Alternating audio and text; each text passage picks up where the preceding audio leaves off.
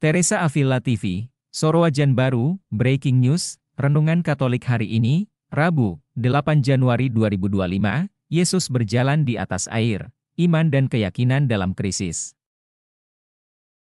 Marilah kita buka dengan berdoa, dalam nama Bapa dan Putra dan Roh Kudus.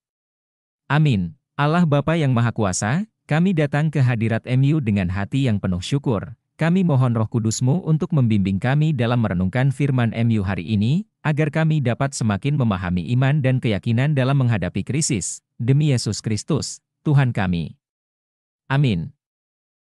Inilah pembacaan dari Injil Suci menurut Markus bab 6 ayat 45-52, beginilah firman Tuhan Allah. Sesudah itu Yesus segera memerintahkan murid-muridnya naik ke perahu dan berangkat lebih dulu ke seberang, ke Betsaida. Sementara itu ia menyuruh orang banyak pulang. Setelah ia berpisah dari mereka, ia pergi ke bukit untuk berdoa. Ketika hari sudah malam perahu itu sudah di tengah danau, sedang Yesus tinggal sendirian di darat, ketika ia melihat betapa payahnya mereka mendayung karena angin sakal, maka kira-kira jam 3 malam ia datang kepada mereka berjalan di atas air dan ia hendak melewati mereka. Ketika mereka melihat dia berjalan di atas air, mereka mengira bahwa ia adalah hantu.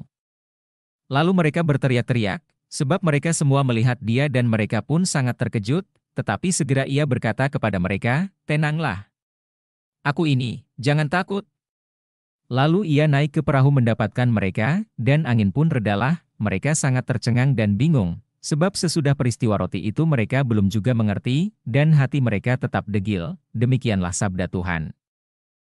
Pesan utama dari bacaan ini yang bisa kita renungkan, Injil hari ini mengisahkan peristiwa luar biasa di mana Yesus berjalan di atas air untuk mendatangi murid-muridnya yang sedang dalam bahaya di tengah danau. Setelah memberi makan 5.000 orang, Yesus menyuruh murid-muridnya berangkat ke seberang danau sementara ia berdoa di bukit.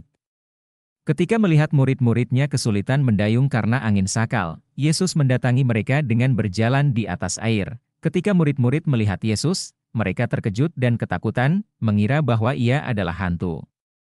Namun, Yesus segera menenangkan mereka dengan berkata, "Tenanglah. Aku ini, jangan takut." Kehadiran dan kata-kata Yesus membawa ketenangan dan keyakinan bagi murid-murid yang sedang dalam situasi krisis.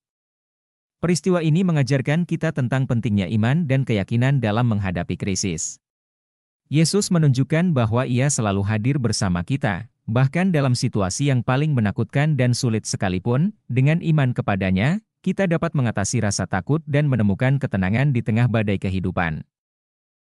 Poin-poin refleksi dalam hidup sehari-hari, beberapa hal yang dapat kita renungkan dari bacaan ini. Apakah kita memiliki iman dan keyakinan seperti murid-murid Yesus ketika menghadapi krisis dalam hidup? Bagaimana kita menyadari kehadiran Yesus dalam situasi yang paling menakutkan dan sulit? Apakah kita mendengarkan dan menerima kata-kata Yesus yang menenangkan? Tenanglah.